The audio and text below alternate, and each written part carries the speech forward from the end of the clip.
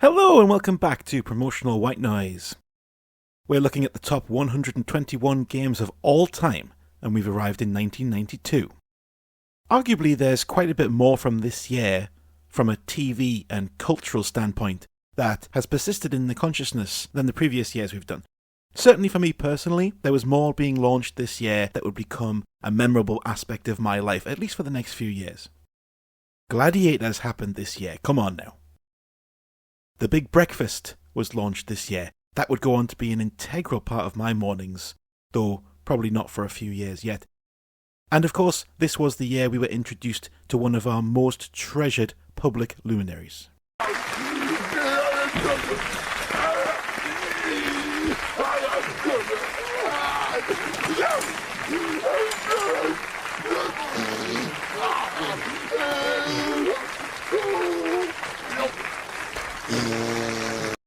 The Premier League was launched this year too, and of course this was a very, very important year in the lives of true Geordies like myself.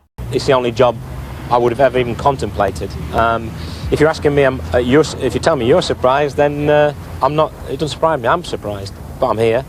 I'm looking forward to it. I'm very excited about the future, and potentially we're sat on the biggest club in Great Britain. There's no doubt about that. But there were video games too.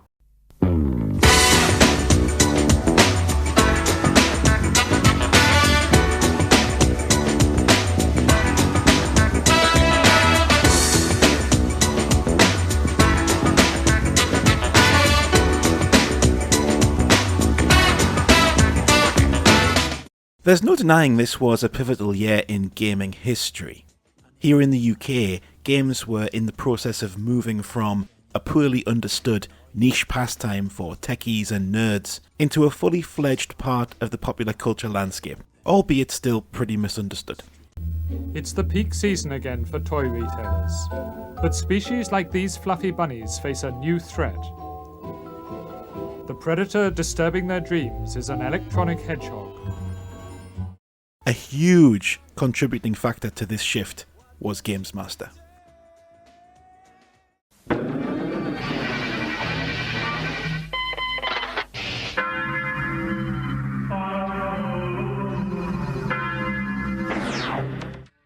GamesMaster bookends 1992 with its first and second series, and it really became a massive cultural phenomenon. People throw that term around a lot, but this really was.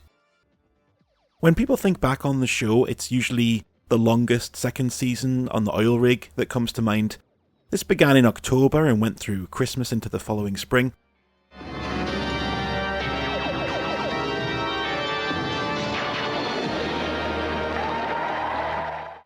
For those who don't know, the show took a mix of members of the public and celebrities and set them video game challenges on some of the most popular games of the time. They also did brief reviews of new games, doled out tips and cheats, and wrapped it all up in this mildly subversive, naughty humour from the one and only Dominic Diamond. Okay, then can you take your pistol out of your holster and begin the game? You fast piece, alright, I will. The show was powered by the roaring success of the arcades at the time of the Mega Drive and the Super NES, and in turn, it powered their sales, and it put it all on tea time telly on Channel 4. Gaming was no longer this weird secret thing, it was there on the TV, and it felt a bit cool because of all the knob gags.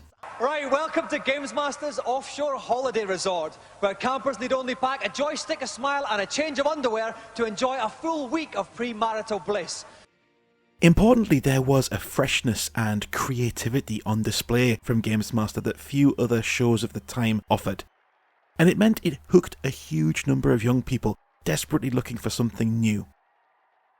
To this day, one of the standout moments ever on television for me, never mind just gaming television, was the opening of Series 2. When the show started out normally, with the Series 1 credits and formatting, they went on to introduce their first challenge, but with what at the time was quite believable signal distortion, like there was something wrong with the broadcast. They put up a subtitle telling you not to worry about the interference and not to adjust your telly, until eventually the signal went down completely.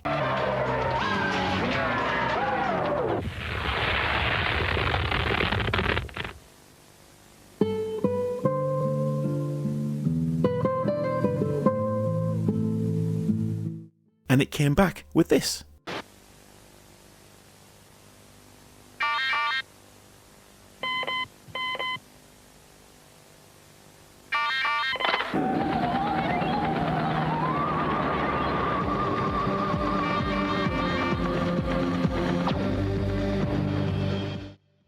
I never forgot that series transition. It was so bold. It's certainly something that, at the risk of sounding like an old fart, I doubt you'd ever really be able to do today, playing with the format in such a self-indulgent way. But that self-indulgence is a perfect example of the time, and it's why the show lives permanently in the heads of many people my age. Anyone who talks about video games to any degree at all in any kind of broadcast format, especially those of us from the UK, owe a considerable amount to this show. And if you want to know more about it, I can highly recommend the book GamesMaster, The Oral History. Just finished reading this a little while back, and it's a fascinating insight into television production in the 1990s. An absolute Wild West. So, what did this year give us in terms of the games then? Well, perhaps surprisingly, this was a bit of a sparse year for contenders for spots on the greatest of all time list.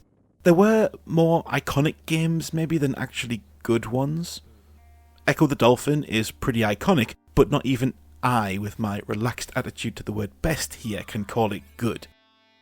Flashback as well, you all recognise this, but how much did you really play it? How far did you get in Flashback? Let's face it, you didn't get very far. Wasn't for me.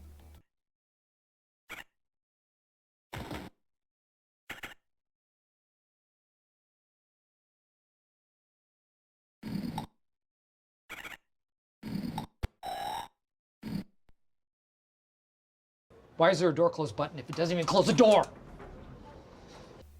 Yes, I know what you're thinking, but no, I don't really like Mortal Kombat. I know, those are real people. How will graphics ever get any better than this? They're real people. But it's pretty slow and clunky, and it's not particularly intuitive. This is particularly true when it's compared to its most famous contemporary rival.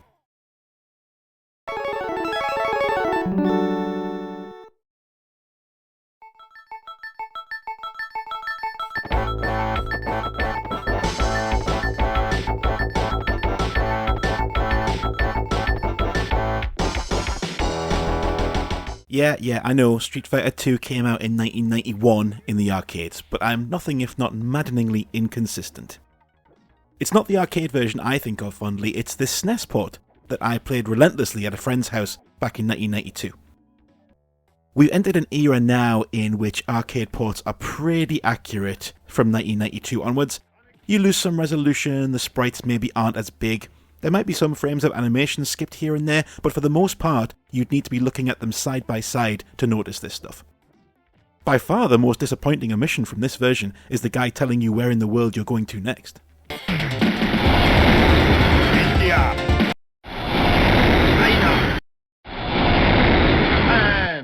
This game has received a lot of attention and commentary over the years. Capcom spent many years trying to replicate the success of this, and, of course, the ludicrous number of editions that immediately followed it.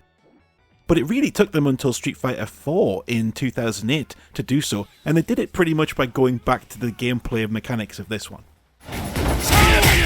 The balance between accessibility and complexity is spot on here, which is why almost everyone of any skill level has at least some fond memories of playing Street Fighter 2. Different characters represent different skill ceilings too. Ken and Ryu? Ryu? Ryu. Ryu?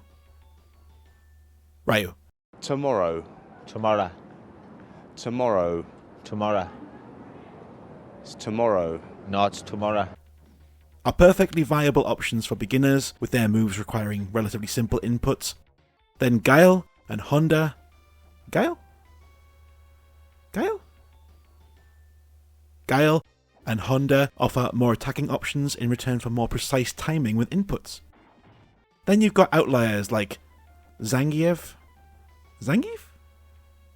Zangief? Zangief? Butter. Butter. Butter. Butter. Listen. Butter. Butter.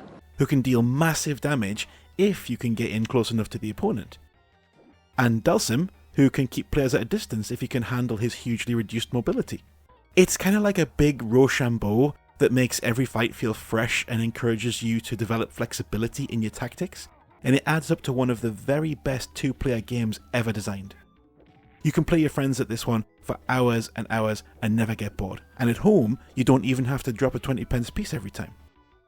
Of course, the cheap AI means that getting through each character's story mode, particularly once you reach the final 4 boss characters, was always a more frustrating than enjoyable experience for me. Sagat's relentless tiger moves were one thing, but Bison was just a ludicrous spectacle of, let's say it, I'm gonna say it, cheating.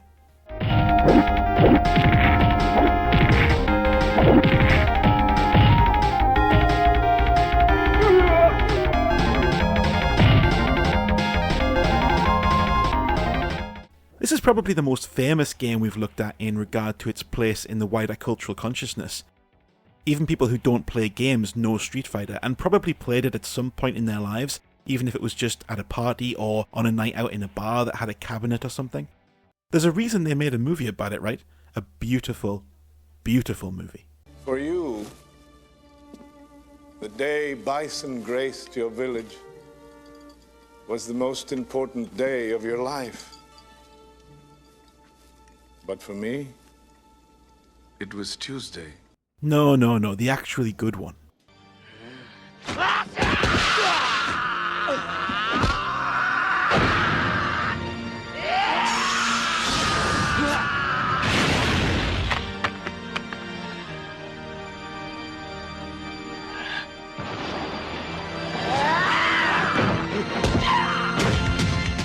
I'm kidding, obviously, they're both fantastic.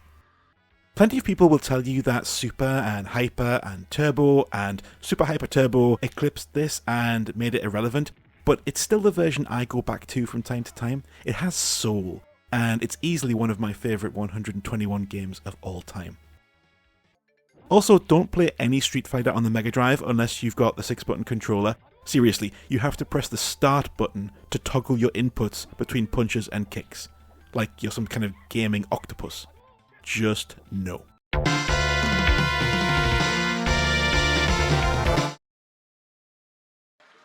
So you've probably realised by now just how cool I am. Like, in an effortlessly edgy, bad boy of the arcade kind of way.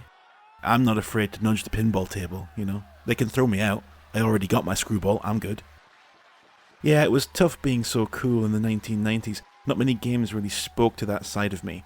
So, thank God for Road Rash.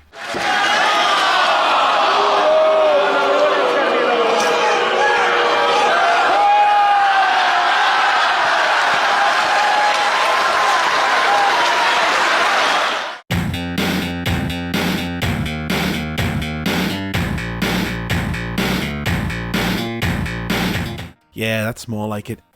Get on the leathers, get out on the open road. On the hog. Yeah.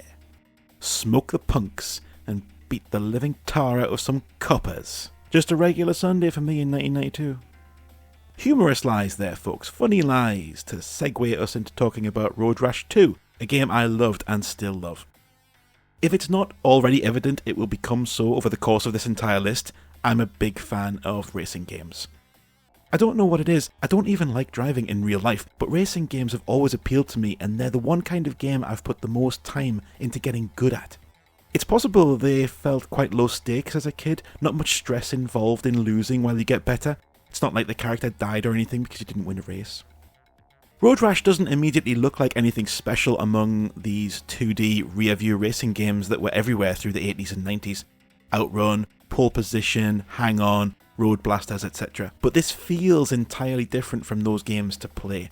One of the biggest reasons for this is that the animation style that mimics a 3D environment by having an undulating landscape that moves up and down as you travel into the horizon. They use a few more frames of animation to make the whole experience feel smoother than similar games of the time. These kind of racing games often felt like tests of split-second reactions, and the controls were twitch-snappy. A slight input lag and an animation preference here slows everything down and changes the feel completely. This would be frustrating in those earlier games, but the bump in graphical quality here means you can see a bit further ahead, and so you can plan your movements accordingly, more like you would on a real bike.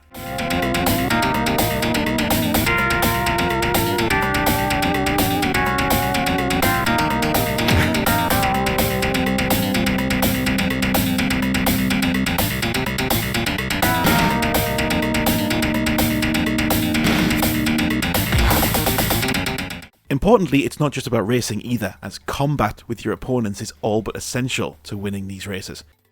They all have different personalities, and while some won't bother you if you don't bother them, up the front of the race they'll all use whatever means necessary to stop you. So you can use your fists and your feet to hit back, or you can use one of the two weapons, a club or a chain. The chain was the best thing to have, that's what you wanted, because it takes huge damage out of whoever you hit with it, and you can swing it round your head constantly like this so people can see you are not to be trifled with. It's also a nice touch that the race isn't over just because you crash and fly off your bike. You can run back to it, get up and keep going in real time.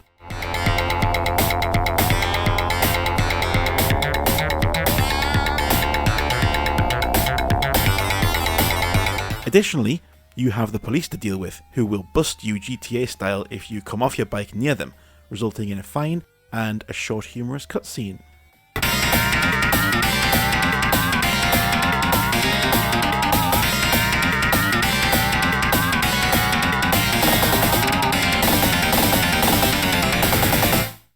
$400, that's steep, isn't it? Although, yeah, it's not all bad. Look at this.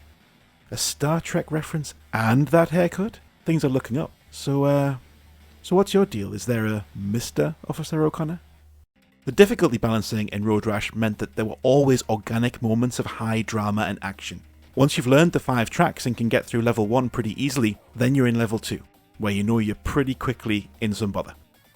The tracks are pretty much the same, but have more obstacles, more cars, more cops, plus the opponents are quicker and more aggressive. You can't just breeze past the back markers anymore. Buying a new bike feels essential, but it doesn't necessarily make things easier depending on your playstyle, because the faster bikes can spin out more easily and it gives you less time to react to emerging situations. Altogether, these features made Road Rash feel like a level above what had been available in racing games beforehand. The crazy pile-ups and the near misses are heart-pounding. The regular characters roasting you after each race makes those encounters feel more consequential as well, more than if they were just faceless riders, and it all added up to what felt like a premium experience, and one that was never fully recreated.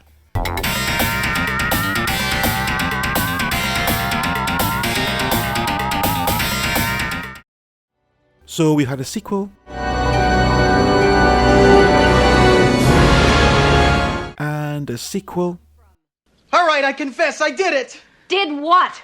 Peekaboo! I blew up the baby! Fancy another sequel? Obviously not as fast as Sonic the Hedgehog!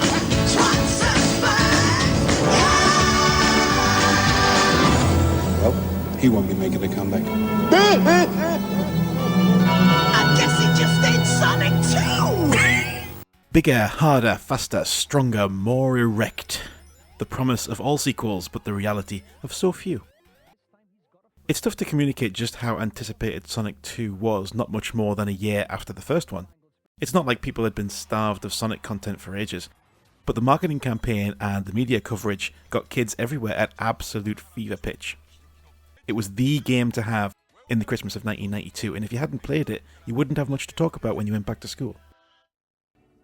This was aided by the refreshed ad campaign for the Mega Drive more generally. The Cyber Razor Cut was introduced this year, the iconic tagline that would go along with the biggest releases on the system for the rest of its relevance.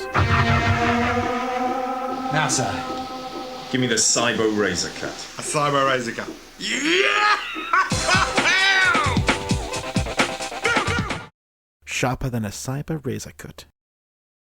Naturally, the game featured heavily on GamesMaster, and by the time it came out, it was almost impossible that it could live up to expectations, but it did.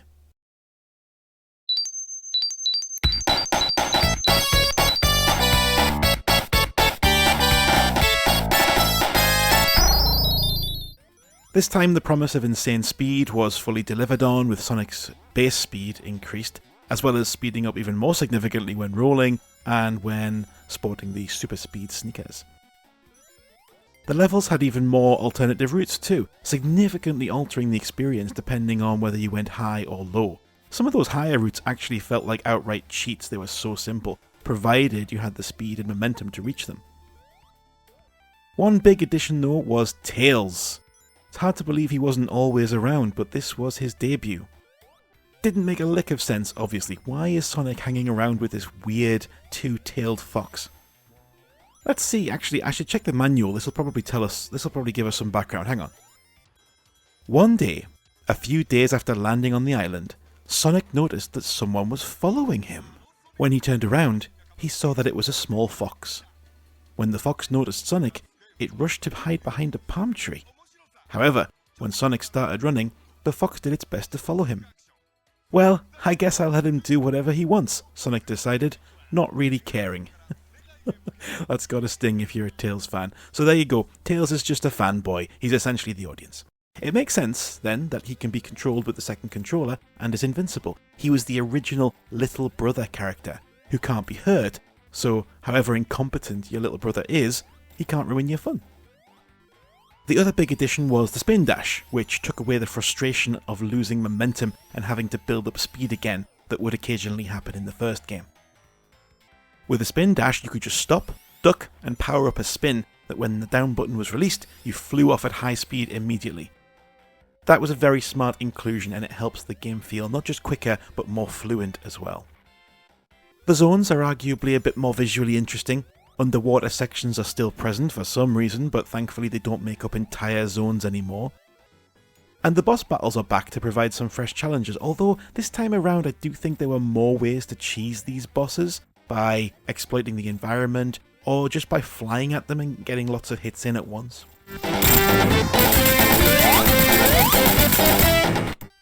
There's also now a two-player mode in which you race each other to the end of the stage, not something I ever found super compelling. And there's new special stages that looked more impressive because they seemed all 3D. You didn't have to wait until the end of the stage to get into these either this time round, you just had to get 50 rings and pass a mid-level checkpoint. Then you got dropped into these big tubes where you have to collect a certain number of rings before the end. This is where Tails goes from pointless to annoying real fast. Because while he can't be killed, he can drop rings, so playing with a computer-controlled Tails in these special stages, you are definitely going to start looking to join a fox hunting club. Fortunately, you can turn him off.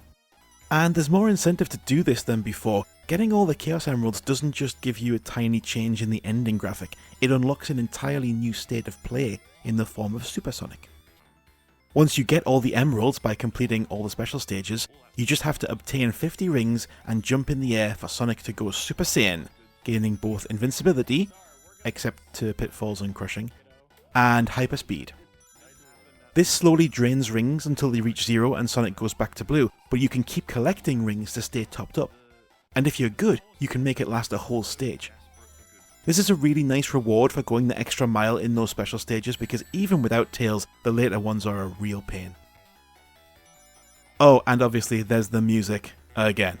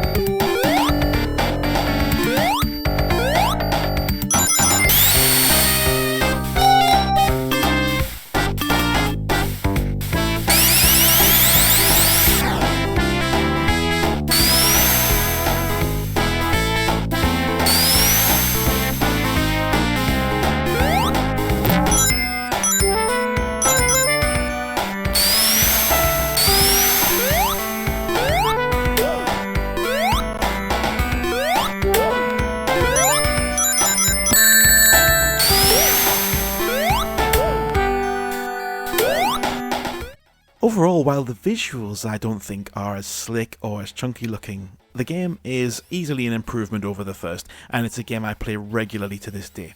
Although, unpopular take, Metal Sonic as a boss is a lazy exercise in rote learning a specific sequence of moves while draining your lives.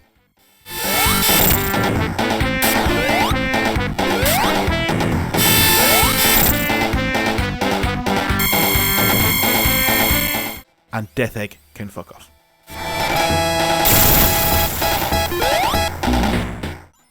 But it's still a lot better than Sonic 3, which does not make this list, although the blue blur will return later. And finally, we have a very, very, very late entry. The final game on this list just snuck into 1992 under the wire, but it's arguably the most influential game here. It's Mario Kart. This is fantastic. I love it. It's my favourite game ever, and it looks gorgeous.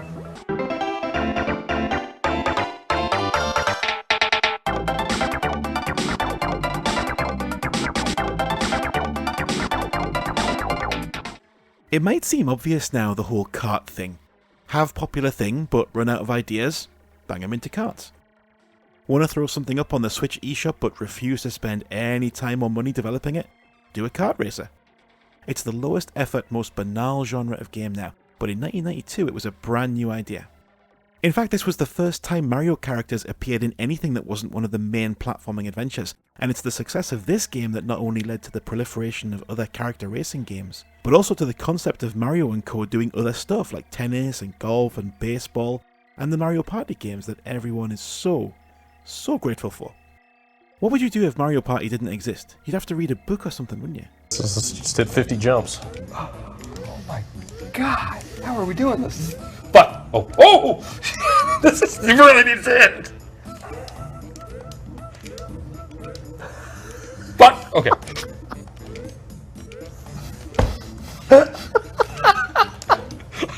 This is unprecedented. I hit it! Why are we both? So the influence of this game is pretty huge, but how does it play? Why is it good? It can be tough trying to describe why certain all-time classic games are good. I've never met anyone who doesn't like Mario Kart, at least one of them, and you'll have your own reasons for liking it. All the gang are here to choose from, but obviously there's only one character you all chose, right? Am I right? Come on, Toad being the fastest character is always the one I chose. There are some tactics involved to the degree that the smaller, faster characters are more easily bumped off the racing line in collisions with larger characters. That can benefit bigger characters in stages where there are drops, but I never found that to be sufficient to switch to Donkey Kong or Bowser, both of whom just seemed far too slow to ever give me a chance of winning. You might not remember, thinking back, that the screen is permanently split in half, whether you're playing single player or multiplayer. In single player, the bottom half of the screen is filled with a live map of the stage, so you can see just how close Princess Peach is behind you. Not that you'll struggle to know that, mind, because every 3 or 4 seconds, she'll throw a shrinking mushroom in front of you to remind you she's there. The coins seem unimportant at first until you realise that the more you have, you actually increase your top speed. That means there's even more incentive not to get hit with weapons, because not only do you lose places, you drop coins, reducing your top speed ever so slightly. I always found the tone of this very appealing. I've mentioned previously I have a tendency to get wrapped up in the narrative of a game, and if the stakes feel too high, it can tip over into being more stressful than fun. No danger of that here. The idea, unspoken of course, that the Mario characters, friend and foe alike, have decided to ditch the princess saving and world conquering to have a nice day out racing karts, means you can feel nothing but fun. There can be frustration, mostly at Peach because oh my god, those shrinking mushrooms, you cow. But ultimately, it makes the game more relaxing than anything else, as does taking a new look at some familiar locations like the Cheap Cheap Beach and even the Ghost House without the threat of death. The gameplay is beautifully balanced in single player, providing a significant challenge, but that can be overcome with practice and skill. I think it can be argued that some later entries in this series developed a nasty habit of devolving into a mess of being constantly hit with weapons and neutering whatever actual driving skill a dedicated player could build up. But that's not the case here. Moving up the CC classes ramps the difficulty up significantly, but it doesn't often feel like there's nothing you can do to improve, and that makes it addictive because you want to try again and get better. It's probably in multiplayer though where many of you will have your fondest memories. It's mad how your memories play tricks on you. I would have sworn that this had a 4-player mode, but it didn't. The split-screen two-player action was pretty advanced for the time, and while racing a friend was obviously great fun, the battle mode was the real innovation here. A racing game with a mode that's not about finishing first, that was new, and it was also really addictive. You get 3 hits, each represented by a little balloon, lose them all and you lose. The battle arenas were well designed to encourage multiple tactics, and I lost many hours to this. Was it really great, or am I just remembering good times with friends before I had all the worries and stresses of life? Nostalgia's like that, but you don't need to take my word for the fact that this is one of the top 121 games of all time.